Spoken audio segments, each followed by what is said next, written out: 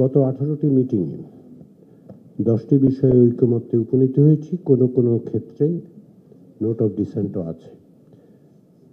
আমাদের এই সমস্ত আলোচনার মধ্যে 7টি বিষয়ে আলোচিত হয়েছে, যেগুলি বিষয়ে সিদ্ধান্ত হয়নি, কিন্তু আলোচনার ব্যাপক অংশেই আলোচিত হয়েছে, ব্যাপকভাবে আলোচিত হয়েছে এবং সেগুলি প্রায় সিদ্ধান্তের পর্যায়ে উপনীত হয়েছে। আমাদের কোনো না কোনোভাবে সিদ্ধান্তের জায়গায় যেতে হবে এবং এর মধ্যে একটি আপনারা দায়িত্ব দিয়েছেন কমিশনকে। কমিশন সেটি বিবেচনায় রেখেছে। কমিশন সে বিষয়ে আপনাদের যত দ্রুততার সঙ্গে সম্ভব আমরা সিদ্ধান্ত জানাবো। এর বাইরে 3টি বিষয় নিয়ে আলোচনার আসলে সূত্রপাত করতে হচ্ছে বা আলোচনা হয়নি এখন পর্যন্ত। এর মধ্যে 2টো বিষয় আজকে অন্তর্ভুক্ত হয়েছে।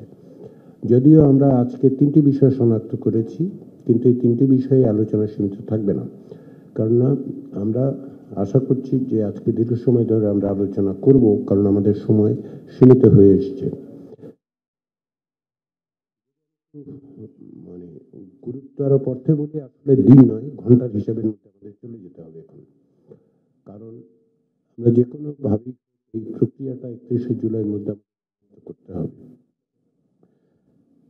এর অন্যথা হওয়ার কোনো সুযোগ নেই। তারপরে জাতীয় সনদ স্বাক্ষরের জন্য হয়তো আমরা একটা অন্য দিন বরাদ্দ করতে পারি, কিন্তু আমাদের আলোচনার যে কোনো প্রক্রিয়া 31শে জুলাইয়ের মধ্যে সমাপ্ত করতে হবে। এটা কমিশন এবং আপনাদের পক্ষ থেকে বারবার বলা হয়েছে। আপনারা জনসমক্ষে বলেছেন, পাবলিকলি বলেছেন, এখানে বলেছেন, কারণ আপনারা চান, আমরাও চাই যে প্রক্রিয়াটা শেষ করার মধ্য দিয়ে পরবর্তী ধাপে যাতে অগ্রসর হওয়া যায়। আমরা সেই চেষ্টা করছি। সেই চেষ্টায় কোনো অবস্থাতে আমরা অন্যথা করতে দিতে চাই না। সে কারণেই আমরা বলেছি যে আজকে এবং প্রয়োজন হলে আগামী 2 দিন, যদি প্রয়োজন হয় সেটা হচ্ছে দীর্ঘ সময় ধরে আলোচনা করা। তার 10টা একটা সময় ধরে নেওয়া হচ্ছে, যতক্ষণ লাগবে আমাদের অনেকগুলো বিষয় নিষ্পত্তি করতে হবে। আমরা সেগুলো করতে চাই, করতে পারবো বলে আমি আশা করি। যেটা আমি আগেও বলেছি যে 10টি বিষয়ে আমরা এক ধরনের ঐকমত্যে এসেছি। কিছু কিছু ক্ষেত্রে নোট অফ ডিসেন্ট আছে। 7টি বিষয়ে আলোচনার অসমাপ্ত পর্যায়ে আছে, কিন্তু আলোচনা হয়েছে। 3টি বিষয়ে এখন পর্যন্ত কোনো আলোচনাই হয়নি। সেই সমস্ত বিবেচনা থেকেই আজকে আমরা একটি পূর্বালোচিত বিষয় রেখেছি, 2টো অনালোচিত বিষয় রেখেছি। আমরা আসলে অনালোচিত বিষয়গুলি নিয়ে আলোচনাটা শুরু করব।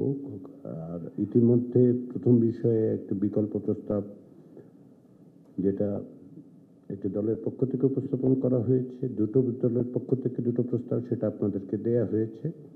সেগুলি যেহেতু সামান্য হয়তো আলোচনা করতে হবে, কিন্তু প্রকৃতপক্ষে এ বিষয়ে আলোচনার স্কোপ অত্যন্ত সীমিত।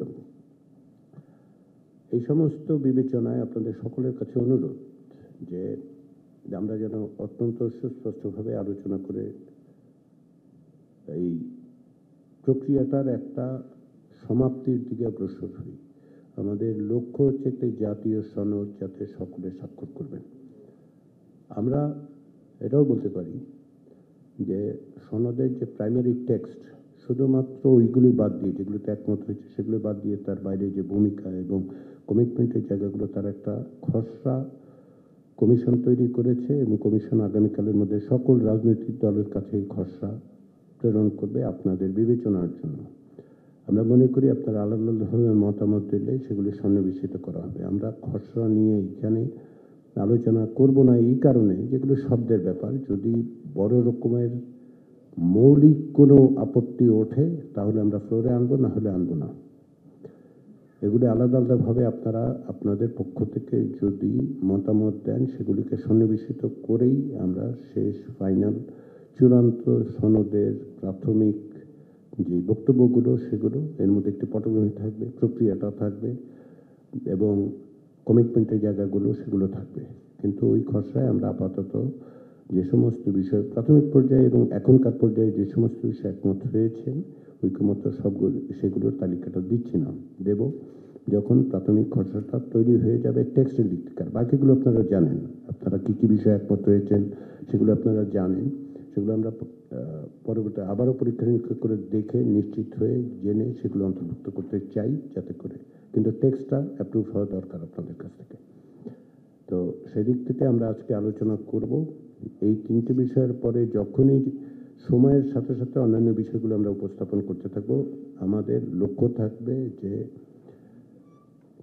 যাতে করে মানে পূর্বালোচিত বিষয় বা অনালোচিত বিষয়গুলো আলোচনা করা যায়, এটা হচ্ছে আমাদের লক্ষ্য। এখানে যে তিনটি বিষয়, তার মধ্যে দুটো অনালোচিত বিষয় আছে, সেগুলো একটু ব্যাখ্যা করি আমি। এর মধ্যে একটি হচ্ছে নাগরিকদের মৌলিক অধিকার সম্প্রসারণ সংক্রান্ত প্রস্তাব। সংবিধান সংস্কার কমিশনের পক্ষ থেকে প্রস্তাব করা হয়েছিল যে সংবিধানের দ্বিতীয় ভাগে বর্ণিত কিছু বিষয় এবং তৃতীয় ভাগে যে অধিকারগুলোর কথা বলা হয়েছে সেগুলো সন্নিবেশিত করে একটি অধ্যায়ে পরিণত করে বিল অফ রাইটসের মতো করে উপস্থাপন করা। সেই বিষয়ে তারা সুস্পষ্টভাবে কিছু কিছু পরামর্শ দিয়েছে, কতগুলো সুপারিশ করেছিলেন। কিন্তু যেটা প্রাথমিক পর্যায়ের আলোচনায় দেখা গেছে যে অধিকাংশ রাজনৈতিক দল, আমি বলবো ওভারওয়েলমিংলি রাজনৈতিক দলগুলো এরকম আলাদা করে বিল অফ রাইটস করার ব্যাপারে একমত হতে পারেনি।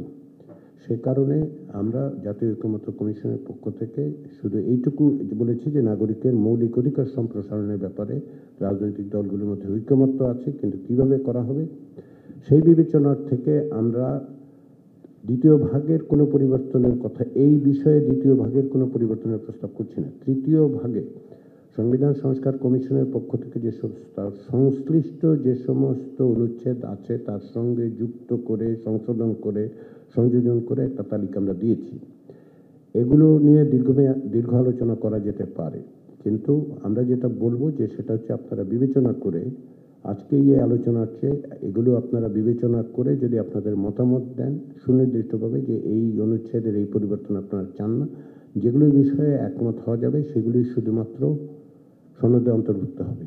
কিন্তু আবার আমি বলি, প্রাথমিক পর্যায়ের আলোচনায় প্রত্যেকটি রাজনৈতিক দল এ বিষয়ে একমত হয়েছেন যে নাগরিকের মৌলিক অধিকার সম্প্রসারণের অঙ্গীকার তারা করছেন। আমি আশা করি সেই অঙ্গীকারের প্রতি আপনারা অবিচল থাকবেন। তৃতীয় যে বিষয়টা সেটা হচ্ছে পুলিশ কমিশন। আমরা একটি পুলিশ কমিশনের প্রস্তাব করেছি। 166টা যে ঐকমত্য কমিশন পক্ষ থেকে 166টা সুপারিশ আপনাদের কাছে পাঠানো হয়েছিল, সেগুলোতে পুলিশ কমিশনের উল্লেখ ছিল না। আমরা নতুন করে সেটা অন্তর্ভুক্ত করছি, সময় ক্ষেপণের জন্য নয়। আমরা এই আলোচনা শুরু হওয়ার পর আপনাদের পক্ষ থেকে, নাগরিকদের পক্ষ থেকে বারবার যেটা শুনতে পেয়েছি যে পুলিশ কমিশন বিষয়ে কেন আলোচনা হচ্ছে না। বিশেষ করে গত বছর জুলাই আগস্টের গণ অভ্যুত্থান সহ গত 16 বছরে পুলিশের ভূমিকার কারণে এই প্রশ্নটা খুব বৈধভাবে উত্থাপিত হয়েছে। সেই বিবেচনার থেকেই ইতিমধ্যে আপনাদের পক্ষ থেকে অনানুষ্ঠানিকভাবে আনুষ্ঠানিকভাবে যে সমস্ত আলোচনার সময় যে সমস্ত প্রস্তাব, সেগুলোর ভিত্তিতে একটি খসড়া তৈরি করা হয়েছে।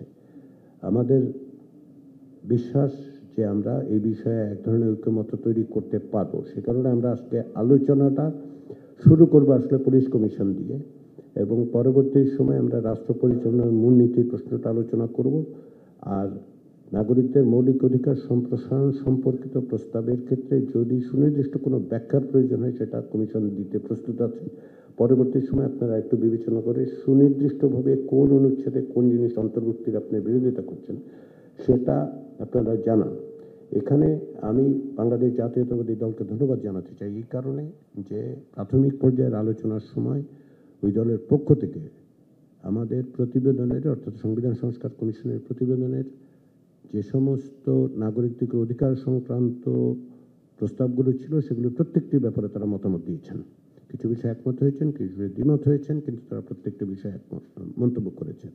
এখন আপনাদের সেই একটু সুনির্দিষ্টভাবে সেই মতামতগুলো পাওয়া গেলে আমাদের জন্য সহজ হবে যে কতদূর পর্যন্ত আমরা একমতের জায়গায় আসতে পারি। আমি একটু দীর্ঘ সময় নিলাম আজকে, কারণ হচ্ছে যে আজকের থেকে আগামী 3 দিন আমি আশা করছি যে আমরা অনেকগুলি কাজ সম্পাদন করে প্রক্রিয়াটার একটা নিষ্পত্তি বা সম্পন্ন করতে পারবো, চূড়ান্ত উপনীত হতে পারবো।